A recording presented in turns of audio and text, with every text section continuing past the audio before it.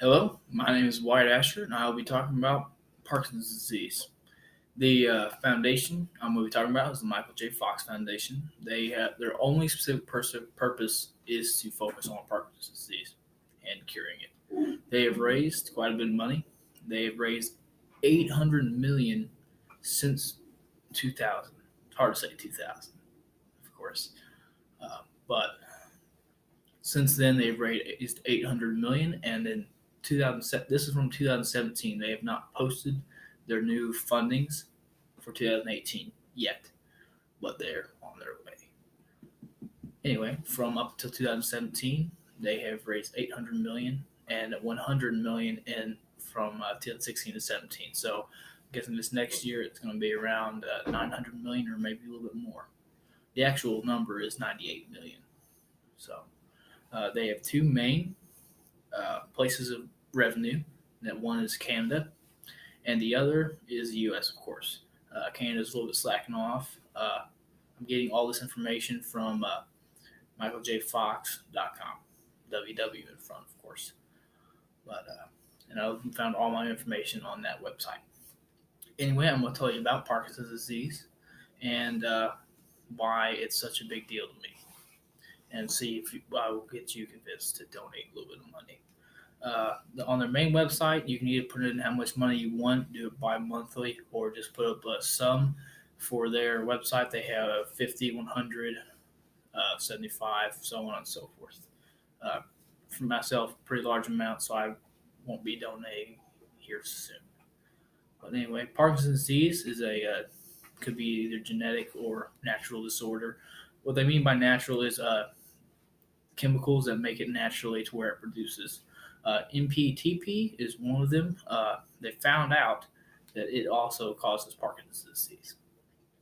Parkinson's disease is caused by deterioration in the brain to make it to where you can no longer function. Dopamine.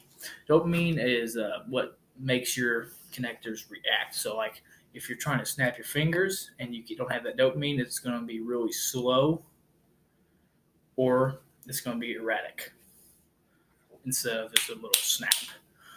Anyway, but Parkinson's disease is very, very life threatening, and it occurs most time in older ages as well. Uh, in genetic wise, they've seen long lines of family members getting Parkinson's disease, but naturally they get them as so it genetically is naturally, but it's just two different things. Anyway, okay, some of the symptoms of Parkinson's disease is loss of movement or stiffness. Like I said, if they'll get stiff as a board, or silent tremors or resting tremors. So when you're at rest, not thinking about anything, you move erratically. But when you go to grab something, you stop. So we're going to pause this. I had to stop moving. But anyway, uh, Parkinson's disease also causes some mental things. I myself, the experience I had was through with my uncle Dave. He had Parkinson's disease for quite a long time. I think around 25 years. And during his last few days on Earth, I had went to see him, and he he actually he was reliving moments in his past.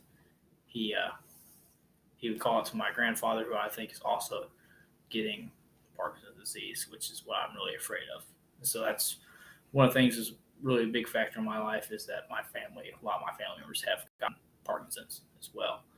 But anyway, my uncle Dave, he was reliving giving orders in the field. He was literally yelling out to people, telling them to do certain things. And then when we turned off the TV, and he was yelling at the TV, yelling, "Get him, Wayne," as in John Wayne. He was really he was seeing all these things in his mind, which is almost it's a terrible thing, but it's almost a cool thing to think of. That you could travel back in time through your mind. Kind of the thought that I had was that he was actually already, I guess, like a zombie. He's already dead. They say when you die, you relive everything. But when people get Parkinson's disease, they relive it so much more slowly. And it's really a terrible disease, a terrible terrible experience to go through loved ones and family members and the people having it.